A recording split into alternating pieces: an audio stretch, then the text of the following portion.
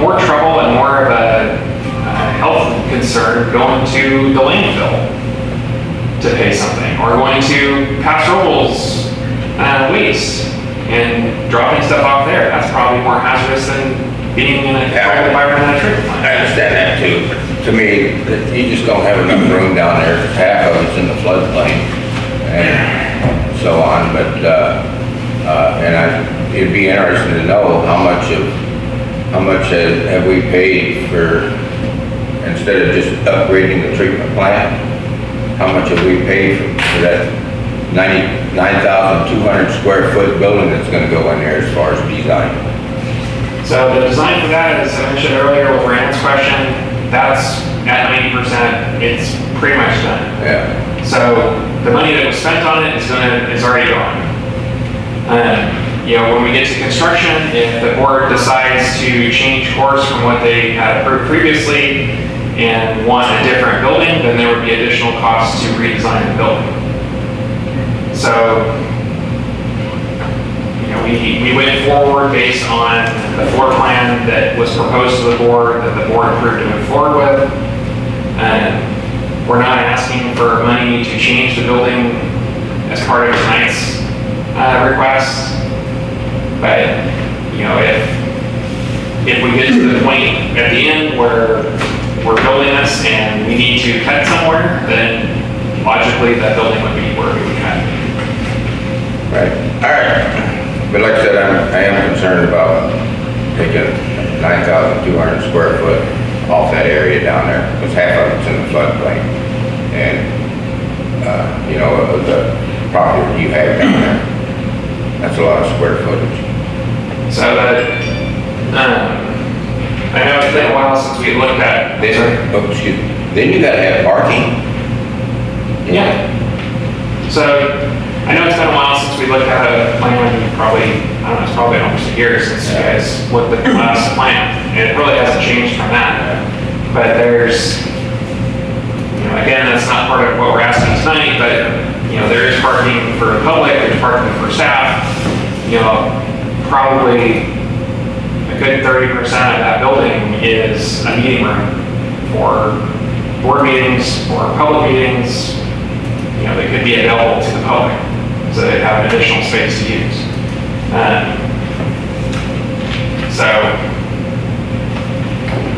Coming back to what we're proposing tonight, is there any other questions regarding this? Yeah, one more question. So regarding the design grant, was that like an open-ended grant? Or was there a fixed amount to that? Because it seems like what was the initial amount of that grant? So the initial amount was a little over $300,000, but we were awarded, I believe, I don't know if I put it in here.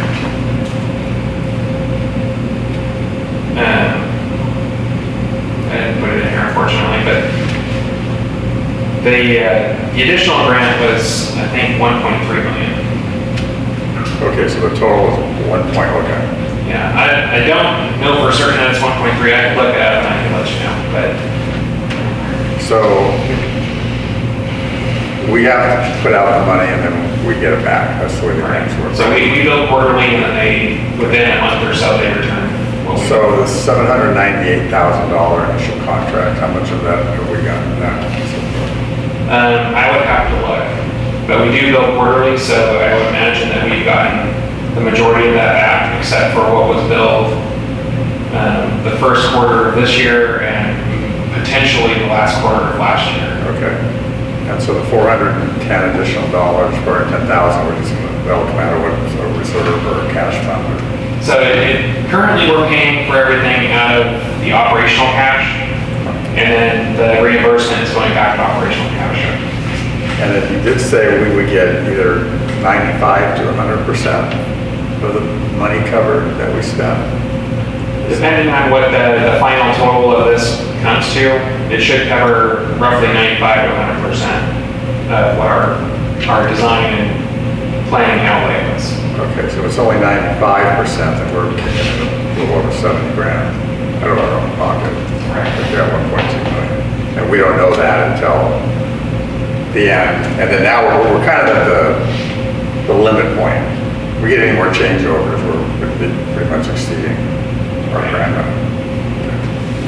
And like I mentioned earlier, this change order was originally presented to me several months ago, and we went round and round about why there was a change order in the first place. I basically told them that we're not going to do more change orders, so if we're going to do something, we're going to do it now. We're going to take care of the rest of it, and that better have to get us to the end of it. Yeah, I mean, you know, whatever that means to them. I yeah, guess. right, it means that, well, But- that's fine, if you don't do the next change order, or we're not gonna finish the project, and you can't submit yourself to the state, and I mean, it's like this endless circle of, Yeah, so, but we are at a point now where there is very limited things that can be changed. So, you know, aside from just flipping the table over and going, you know what, I want a whole new thing, the minor changes that we would be doing right now are related to changing to that different treatment train, having one train, reorganizing the site to facilitate that because it is a different shape.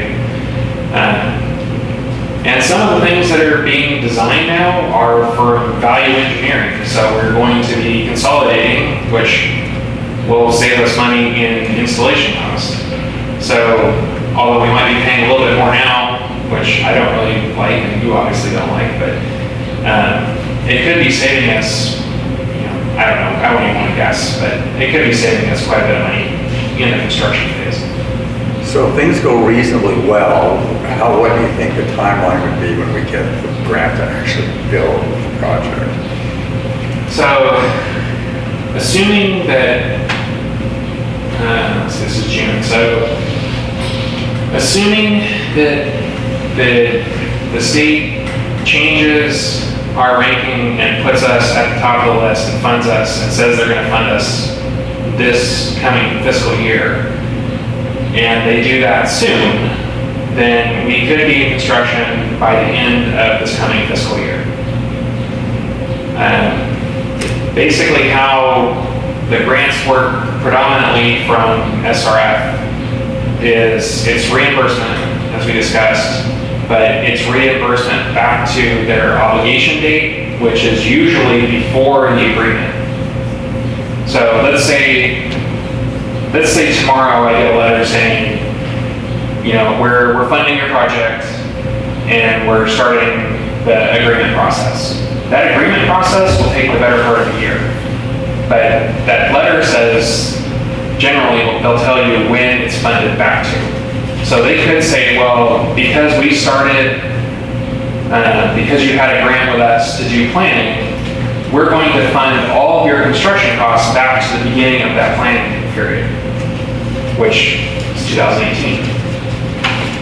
But generally, they'll fund it back to the date that they agree to give you the money. So let's say that if you get that letter this month, they would presumably say, okay, well, we're going to retroactive this back to June. So all of your construction costs from June going forward are eligible for reimbursement. We would have to, at some point, get a construction loan because, again, that grant's reimbursement based also. So we would have to have a short-term construction loan to build it. They would reimburse us. And by the time the construction of the plant was done, then we theoretically would have gotten all of our money back. Now, is that going to be a fixed amount grant? So it'll be a fixed amount grant. So when you go to build, everyone needs to understand this is all the money there is. You can't have a 50% or a 20% overrun on it. What's the project going to be? 20 million or? So the grant is potentially, or not potentially, the grant if they award it to us is $24 million. Depending on inflation, or if we go into a recession, or anything, potentially it's going to be more than that. So either we would have to cut something to make it fit in that window, or we would pay for that out of pocket as a loan, or we've actually, because of the rate increase that we did 5 years ago, we've been paying cash basically for everything up to now, you know, being reimbursed along the way. But we've been able to not have to go out and get a loan for any of this. And potentially, you know, if a new rate increase goes into effect for wastewater, then we could potentially be recouping enough money to pay cash by the time we get to the end of this project for whatever is the end of it. So let's say we have to pay $2 or $3 million over what it was to finish it. We would either end up with a loan, or if we have that in the bank, then I would recommend that we just pay cash for it, be done with it, and then reassess our rates with the guys that we're not paying a loan payment. Okay, thank you. Okay. John, I got a question. I think it's a couple of months ago, you were down to the advisory committee, and they asked a question, how much is going to be the total cost on that? And correct me if I'm wrong, but I think you stated between $32 and $40 million. I have not said that. When I was advisory council, I said between $24 and $30 million. Okay, all right, okay.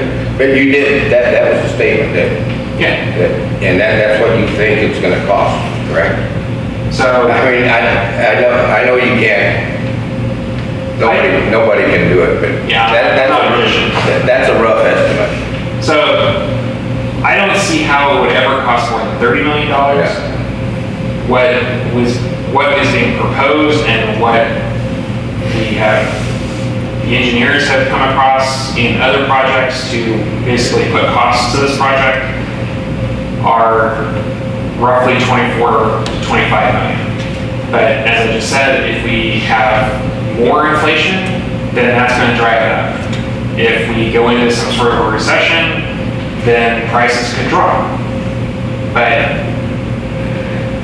I don't see it really being a lot less than 24 million. Yeah, but I tell you what, I'm really concerned about, because I'm sure everybody's aware, you know, freaking state's broke.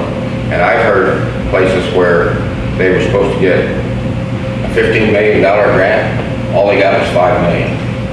So, I mean, these grants would be nice, but if they don't have any money, they sure aren't gonna give us any. Yeah, well, and That's my concern right now. oh, it's mine too. Yeah. I mean, we're, obviously, this community wouldn't be able to support a loan payment for even a $10 million loan. Right. So, they're, basically, if it gets to that point, then it's basically gonna be on hold until money's available, because there's no way that this community can afford it. But the state made changes last year to reduce their obligation for new projects.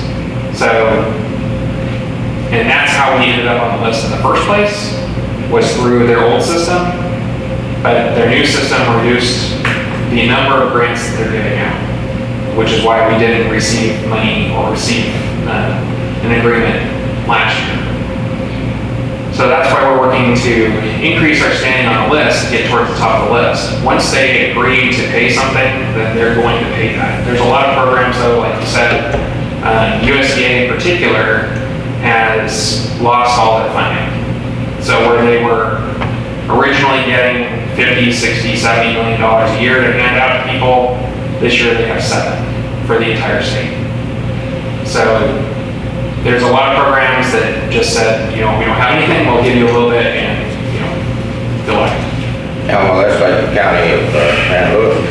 They only allotted like $6 million for the roads, county road. And it's something like, 15, 20 million for the homeless. That's priorities, I guess. Yeah. So, but anyway, that's something that I'm really concerned about, It's a conversation that comes up every time we talk about this project is, what it costs, what they think it's gonna cost, and where the money's coming from. Any other comment? Not. Move forward. Public comment? No public comment?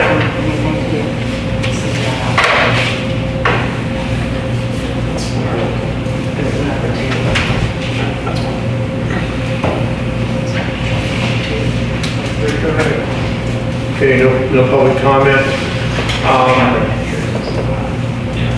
I'd like to make a motion to approve Amendment 2 for Michelle wastewater treatment facility design contract with Wallace Group, Inc. for the Machado wastewater treatment facility expansion and upgrade. I'll second.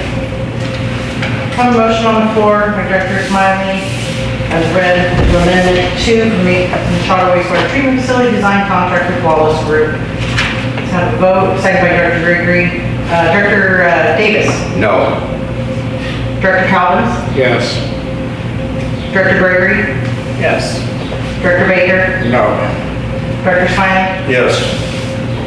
Passes 3-0 absence.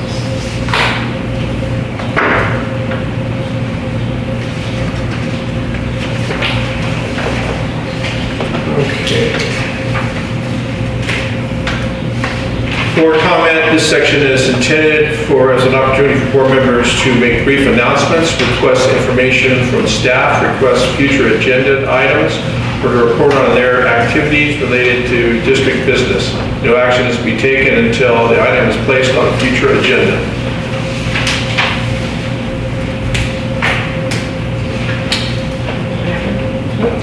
And none. Dr. Davis, do you have anything? No.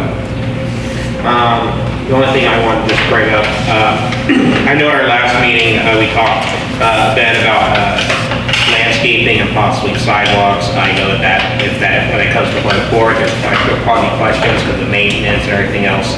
I just want to state that, for the conversation, I think that anything on the sidewalk will probably need to be construction based only, and then have turned over to the county for maintenance. And that sidewalks should not be used to pave over landscaping that the district has paid for and installed. I just wanted to get that out now. And then the second thing is just, I don't know what the status is on the River Bluffs project. I don't know how close they are to breaking ground on that. Do you know, Mr. River Bluffs Is it project? River Bluffs or is it River? River Bluffs is the one next to the power station. River, is it Airstrip. Airstrip, thank you. River's Edge. River's Edge. So you getting at everything, it's either river or mission. We're not very I don't know what the timeline is on that breaking ground, but I do think that new development should be contributing to the success of our community. I said that repeatedly, and I really do believe strongly in making sure that we have our funding matrices set up for those projects. I know I brought up regarding fire, public safety, police, and also for the landscaping. So those are just things that I want to just keep harping on repeatedly. Because if those projects go forward and we don't have a funding matrix set up for those new projects, I think we're going to be losing out on a lot of money that would help benefit this community. And it would then we then somehow put on the rest of the people who live here in this community to begin with. So, if that I'm going to be very happy if we don't have something in place about regarding that. Well, they have another year or two before they get there. Wow. They're crawling through the county right now. But they're making progress, which is more than they were doing before, so. That's good. Dr. Davis, you have anything to put on the agenda for next time? No, not at this moment. Thank you.